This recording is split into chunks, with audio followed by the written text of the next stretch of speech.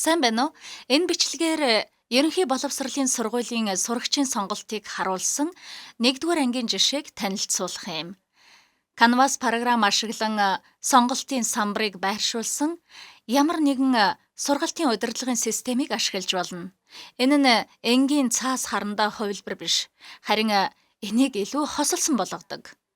Сурагчид Canvas програм руугаа нэвтэрч уг програмаас математикийн хичээлийн цэсийн сонголт эсвэл жагсаалтаа харах боломжтой юм.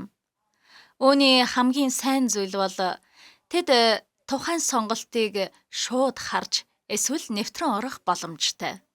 Бүх зүйл онлайн эсвэл төхөөрөмжөд суурилсан зүйл бишээ гэдгийг та анзаарах болно.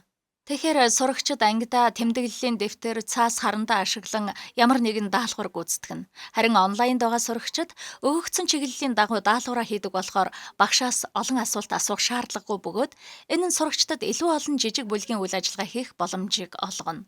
Энэхүү сонголтын цэсийн өөр нэг маш хэрэгтэй зүйл бол зарим бичлэгийг багтаасан явдал юм. Миний бүтээсэн энэ бичлэг 2 дахь үйл ажиллагааг хэрхэн хийх тухай юм. Дахин хэлэхэд сурагчид тэр бичлэгийг дахин үзэх боломжтой нь үнэхээр чухал бөгөөд зарим сурагчдад шаардлагатай бичлэгийг ялгаж өгдөг.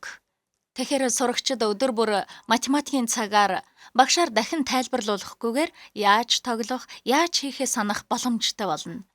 Энэ бол сонголтын самбар эсвэл өөр жишээ ашиглан хосолсон сургалтад ямар нэг зүйлийг ялгаж бас бий болгох гайхалтай арга юм. Жишээлбэл би танд өөр нэгийг үзүүлье. Энэ бол CSAV холбоос бөгөөд би сурагчдад юу хайж байгаагаа мэдгэдэнд туслахын тулд зургуудыг оруулсан. Энэ нь тэднийг CSAV үйл ажиллагаанд шууд татан оруулдаг. Уг програм нь тухайн ангийн сурагч багш хоёр зэрэг ашиглах хувилбараар нэгдэх боловч сурагчид үйл ажиллагааг нь бодитоор харж болдог. Тэнд багшаас оруулсан видео бичлэгүүд байгаа бөгөөд ижил төрлийн бичлэгийг хаанаас олох вэ гэж бодох шаардлагагүй. Энэ нь танд сонголтын самбар эсвэл жагсаалт ашиглан хосолсон сургалтыг хэрхэн хэрэгжүүлэх талаар сайн жишээ болно гэж би найдаж байна.